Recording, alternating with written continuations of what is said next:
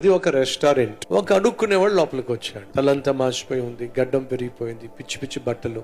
అది చూసిన మేనేజర్ కి కోపం వచ్చింది.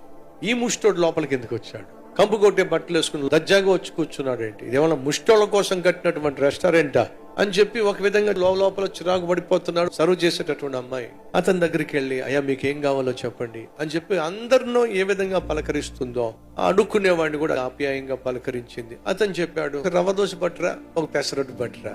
గబగబా లోపలికి వెళ్ళింది, చక్కగా తీసుకొచ్చి అతనికి పెడుతుంది. మేనేజర్కి ఒళ్ళు మండిపోతా ఉంది. ఆ సర్వ్ చేసే అమ్మాయిని పిలిచాడు మేనేజర్. బుద్ధుందా నీకేమైనా? ఏరుకోరి పెడతావేంటి అక్కడ? వాడు ముష్టోడు, వాడెప్పుడు బిల్లు కట్టాలి? మన రెస్టారెంట్ లోకి ఎవరు వచ్చినా సరే ధనవంతుడు పేదవాడనే తేడా లేకుండా అందరినీ సమానంగా చూడాలి కదండి. అతను ముష్టతనే కావచ్చు, కానీ అన్నంత మాత్రాన ముష్టి వాళ్ళకి ఇక్కడ ప్రవేశం లేదని బోర్డే మనం పెట్టలేదు కదా. అతడు పేదవాడైనప్పటికీ వచ్చి ఆకలితో వచ్చాడు, ఆర్డర్ పెడుతున్నాడు. సర్వ్ చేయాల్సిన బాధ్యత మనకుంది, సర్వ్ చేయాల్సిన బాధ్యత నాకుందని నాకు చెప్తున్నావు. కానీ వాడు బిల్లు కట్టకపోతే, ఒకవేళ అతను గాని బిల్లు కట్టకుండా చెక్కేశాడంటే మాత్రం నువ్వు కట్టాల్సి వస్తుంది, జాగ్రత్త, ముందు చెప్తున్నా. మరొక ఆర్డర్ తీసుకుందామని వెళ్ళింది, అన్నంత పని జరిగింది. బిల్లు తెచ్చే లోపల ముష్టోడు చెక్కేశాడు. మేనేజర్ పిలిచాడు, బుద్ధుందా నీకో?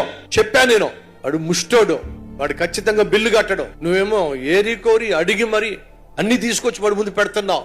చూడేమైందో, బిల్లు కట్టకుండా పోయాడు, ఇప్పుడు నువ్వే కట్టాలి, అర్థమైందా? పాపంకేమీ అర్థం కాల. అలాగే కడతాను, కానీ నా ధర్మాన్ని మాత్రం నేను చేశాను. వచ్చినటువంటి వారిని పేదవాడని ధనవంతుడని తారతమ్య భేదం లేకుండా ధర్మం చేశాను. కొన్నిసార్లు మంచి చేస్తే కీడు ఎదురు కావచ్చు. నా జీవితంలో అతనికి అయినటువంటి ఆ బిల్లు కట్ చేసుకోండి, వెళ్ళి క్లీన్ చేయ, ప్లేట్లు క్లీన్ చేయి.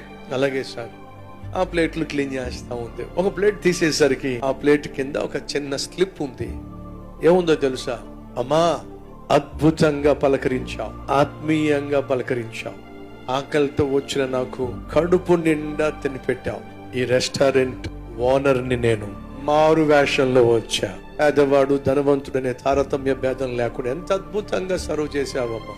ఆడిని తీసేస్తున్నా, నీకు మేనేజర్ పోస్ట్ ఇస్తున్నా, కంగ్రాచులేషన్స్.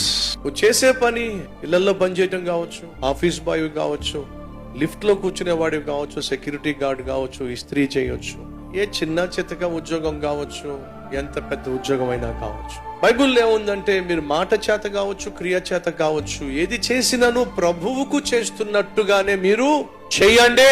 ఆ రోజు యజమాని వచ్చి కూర్చున్నాడు. ఎందుకు వచ్చాడో తెలుసా? యజమాని ఎవరైతే నమ్మకంగా ఈ రెస్టారెంట్ లో కష్టపడుతున్నారో వారిని ఉన్నత స్థితికి తీసుకుని వెళ్ళాలి. ఏదో ఒక రోజు నీ జీవితంలో కూడా నా ప్రభువు తారసపడతాడు.